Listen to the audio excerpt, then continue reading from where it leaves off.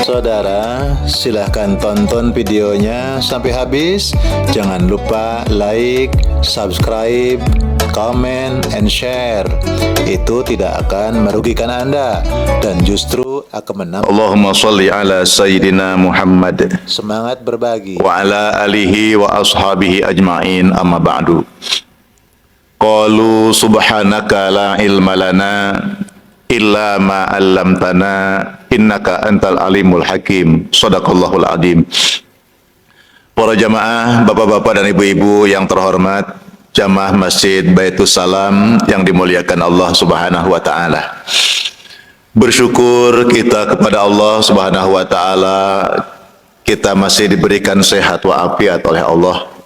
Diberikan kesempatan untuk beribadah pada pagi hari ini dan mengikuti kaji kita pada awal duha ini, menjelang duha kita nanti insyaallah. Untuk usai kajian ada salat isyraq. Para jamaah yang dimuliakan Allah Subhanahu wa taala, sesuai tema yang sudah disampaikan, yaitu tentang tafsir spiritual, yaitu Quran surat Al-Mulk. Sebenarnya lebih pada kerajaan Allah itu adalah berkah. Para jamaah sekalian yang dimuliakan Allah, mudah-mudahan Allah Subhanahu wa taala memberikan ilmu manfaat kepada kita. Dan Allah mengajari kita ilmu yang kita belum tahu. Dan dengan ilmu yang diberikan Allah, mudah-mudahan kita dibimbing oleh Allah di jalan ketaatan, di jalan keridhaan Allah Subhanahu wa taala. Barokah majlis, mudah-mudahan siapapun yang sakit diberikan sembuh oleh Allah. Yang ada kesulitan diberikan jalan keluar, kemudahan oleh Allah. Dan semua cita doanya yang baik dikabulkan Allah Subhanahu wa taala. Dan mudah-mudahan saudara-saudara kita yang belum bersama-sama kita, semoga Allah paringi taufik hidayah sehingga bisa bersama-sama untuk berdakwah, ikut majelis seperti ini. Para jamaah yang dimuliakan oleh Allah, surat ke-67, surat Al-Mulk. Al-Mulk itu artinya kerajaan atau kekuasaan. Kerajaan Allah, kekuasaan Allah. Umumnya manusia itu tidak suka dikuasai oleh orang lain. Gak suka. Walaupun kita mengetahui misalkan, oh tahu ini Pak RT, oh ini Pak RW. Tapi ketika Pak RT buat peraturan, kadang ada yang gak suka. Takmir juga sama, seksi dakwah takmir. Dia menunaikan kewajibannya ketika menghimbau begini-begini, kadang-kadang ada yang tidak suka. Karena manusia pada dasarnya tidak suka dikuasai oleh orang lain. Dan orang yang berkuasa itu ada kecenderungan untuk tidak amanah. Jadi orang yang diberikan kekuasaan itu adalah amanah yang harus ditunaikan dengan sebaik-baiknya. Tapi banyak manusia dengan kekuasaannya, dengan kemampuannya, dia berbuat untuk tidak adil, berbuat zalim kepada orang lain. Dan di sini Allah Subhanahu wa taala disebut surat ini surat Al-Mulk. Surat tentang kekuasaan Allah, tentang kerajaan Allah. Tapi hebat ayat ini. Diawali dengan ayat yaitu tabarakalladzi biyadihil mulk. Nanti kita ketemukan bahwa kerajaan Allah, kekuasaan Allah justru menjadikan barokah dalam kehidupan. Orang berkuasa itu kan enak, tinggal nunjuk. Pokoknya tinggal nunjuk. Orang punya kuasa, tidak nurut ya udah tersingkir. Tapi Allah tidak. Allah tidak seperti apa yang kita bayangkan. Kalau kekuasaan Allah itu, Masya Allah, kekuasaan Allah itu tidak ada batas. Maka nanti kita akan mengenal wa huwa ala kulli syai'in qadir. Qadir itu maksudnya kekuasaan Allah yang tidak terbatas. Kalau manusia, masa muda ada batas, sebentar lagi tua. Yang sudah tua apalagi? Yang berkuasa 5 tahun, sebentar lagi selesai masanya. Yang dinas ada masa pensiun. Kadang masa jabatannya belum selesai sudah keburu mati. Belum tentu nanti 5 periode kepilih lagi. Itu manusia. Para jamaah, Allah Subhanahu wa taala menurunkan Al-Qur'an itu dalam 2 periodisasi. 2 periode, ada yang disebut dengan periode Makkah, ada yang disebut dengan periode Madinah. Maka surat-surat yang diturunkan oleh Allah di Makkah disebut surat Makkiyah. Surat Al-Quran yang diturunkan di Madinah disebut surat Madaniyah. Sekarang kita surat Makkiyah. Surat Makkiyah itu umumnya pendek-pendek. Surat-surat pendek itu umumnya diturunkan di Mekah. Termasuk surat Al-Mulk ini diturunkan di Mekah. Inti daripada surat yang diturunkan di Mekah berbicara menjelaskan tentang bab keimanan kepada Allah Subhanahu wa taala. Iman vs kafir, surga vs neraka. Jadi di surga vs neraka, pahala ancaman. Itu nanti di surat-surat Makkiyah. Kalau surat Madaniyah, surat Madaniyah itu berisi tentang ajaran-ajaran, syariat-syariat yang harus ditunaikan oleh kita kaum muslimin. Para jamaah, surat Al-Mulk juga disebut dengan surat Al-Mani'ah. Disebut dengan surat Al-Mani'ah. Artinya surat yang mencegah pelakunya dan membuat.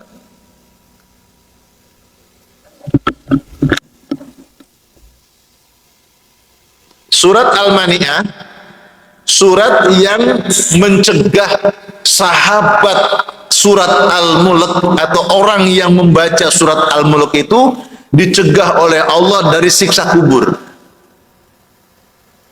Man qara'a tabarakalladzi biyadihil mulk kulla lailatin mana'ahu Allahu biha min azabil qabri.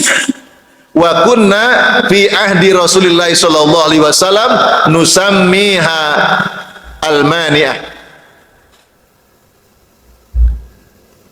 Barang siapa yang membaca tabarakalladzi biyadihil mulk wa huwa ala kulli syai'in qadir alladzi khalaqal mauta wal hayata liyabluwakum ayyukum ahsanu amala wa huwal azizul ghafur. Ada 30 ayat, Bapak Ibu pun hafal nggih? Surat Tabarak, surat Al-Mulk sudah hafal? Alhamdulillah kalau sudah hafal.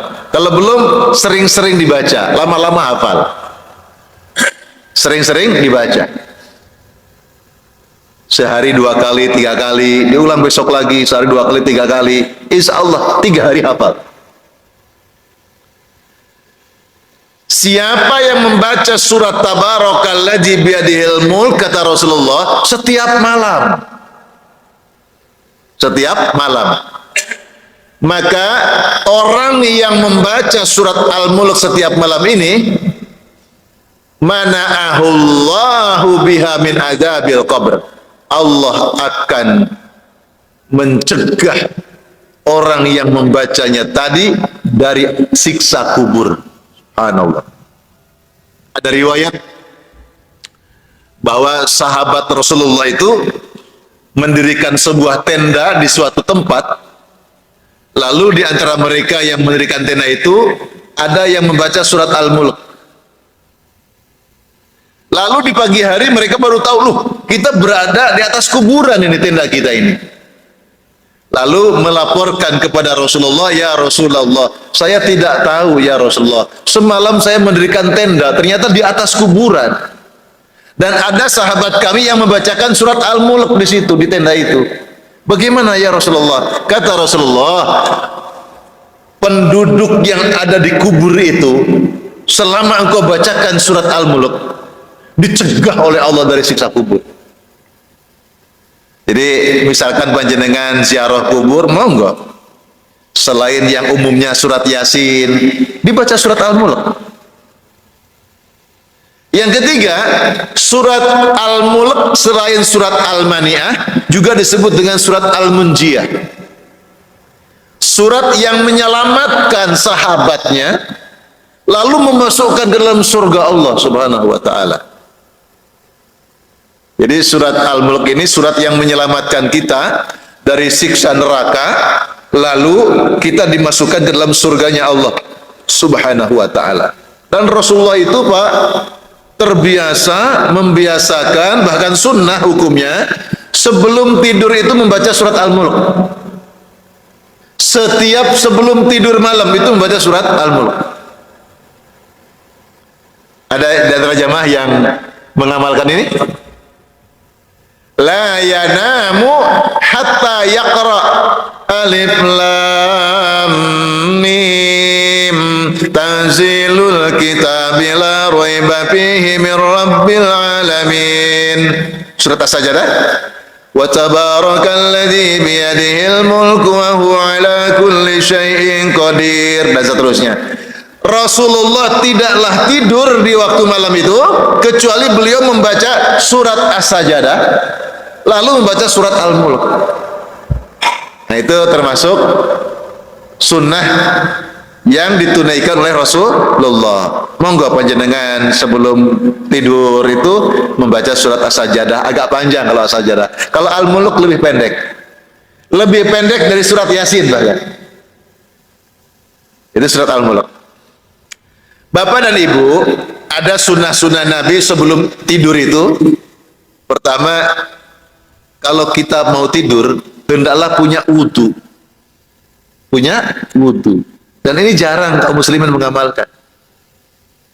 Karena jarang mengamalkan bersuci sebelum tidur, maka amalan yang lain tertutup. Coba mau istiqomah saja, sebelum mau ke tempat tidur, wudu dulu. Ya Pak Ustadz, habis wudu nanti jemok bojo lah batal Pak Ustadz. Gak urusan jemok, urusannya urusan wudu pokoknya. Setelah wudu terus jemok, urusannya buri, urusan belakang. Yang penting wudu sebelum tidur. Kenapa? Kalau orang bersuci sebelum tidurnya, insya Allah akan digerakkan oleh Allah sebelum tidurnya untuk melakukan amal-amal yang lain.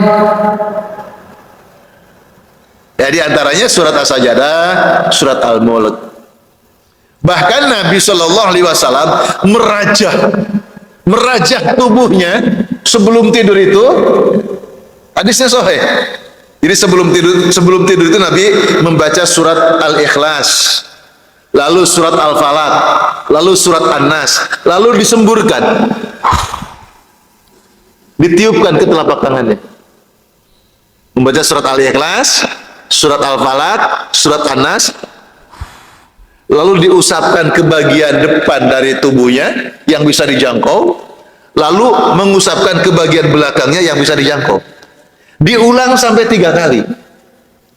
Ada yang ngamalkan gitu? Boleh, Pak. Sunnah.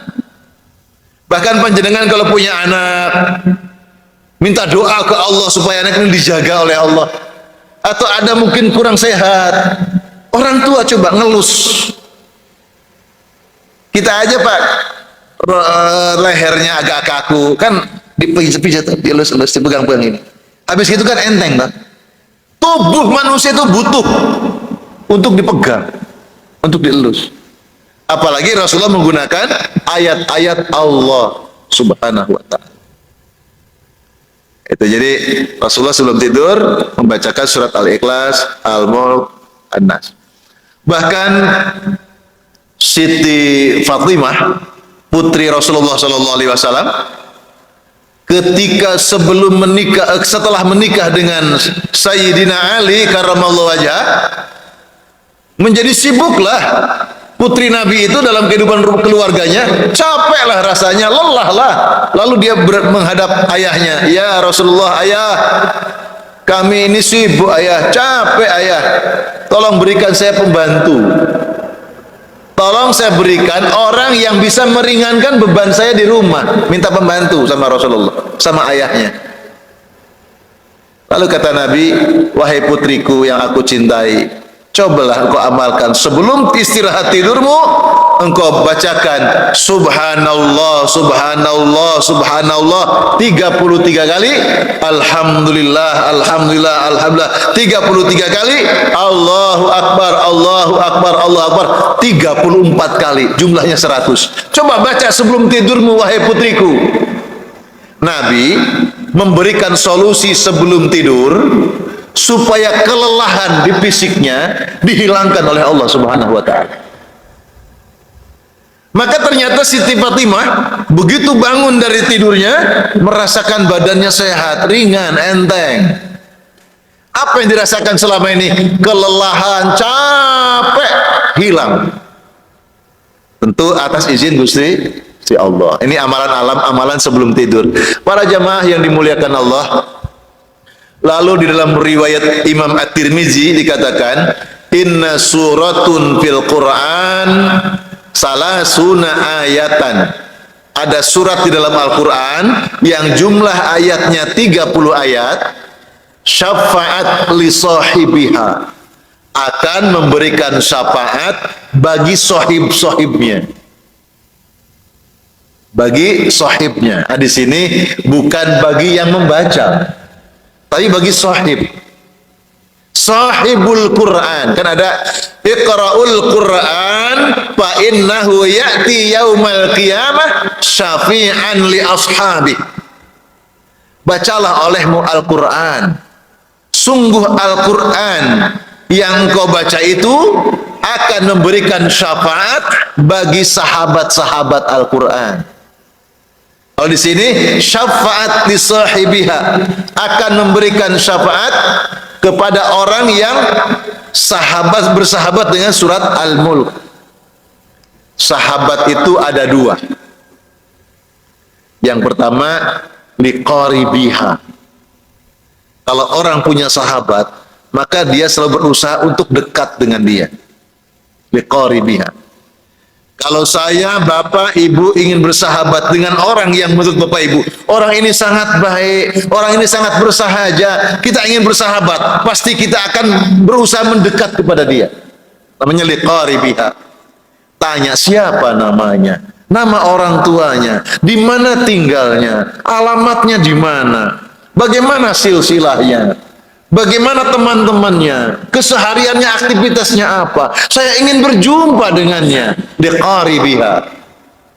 Jadi orang yang bersahabat dengan surat Al-Mulk berarti liqaribiha, berusaha untuk membuka Al-Quran. Dicari mana surat Al-Mulk, surat yang ke-67, lalu dibaca.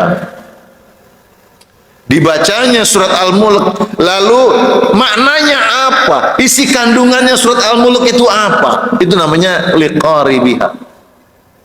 Yang kedua liqariniha, qarin, menjiplak apa yang dilakukan oleh teman setia. Makanya anak-anak kita kalau punya ngefans sama tokoh siapa, itu mesti ditiru, pakaiannya ditiru, cara rambutnya ditiru. Kenapa? Itu namanya liqariniha. Dan orang yang bersahabat dengan surat Al-Mulk, dia pasti akan selalu membacanya, dipelajari maknanya, lalu dipraktekkan, diamalkan, isi kandungannya apa. Nah, orang-orang yang seperti ini, syafaat li sahibiha, akan mendapatkan syafaat dari Allah Subhanahu wa taala.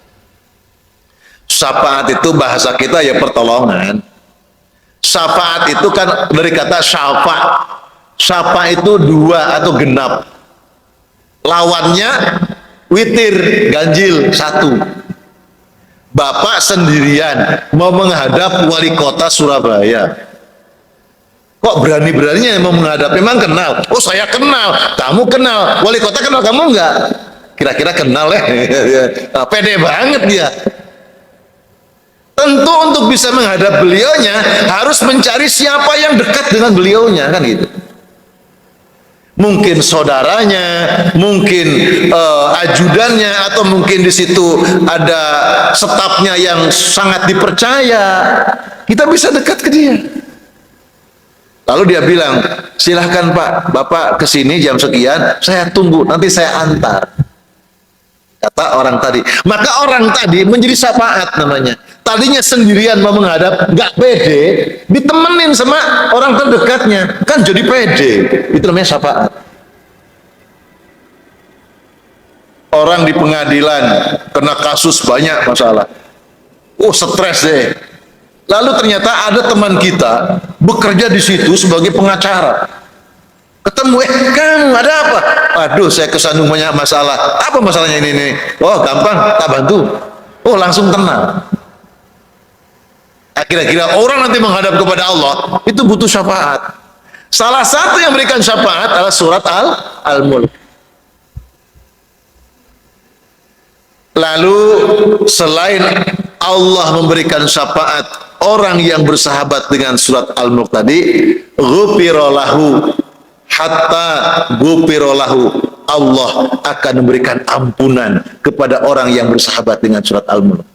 Maka kalau sering baca surat Al-Mulk, Pak, insya Allah diberi syafaat, diampuni dosanya oleh Allah, diselamatkan dari siksa kubur, diselamatkan dari siksa neraka, lalu dinaikkan, dimasukkan ke dalam surganya Allah Subhanahu wa taala. Oh, luar biasa.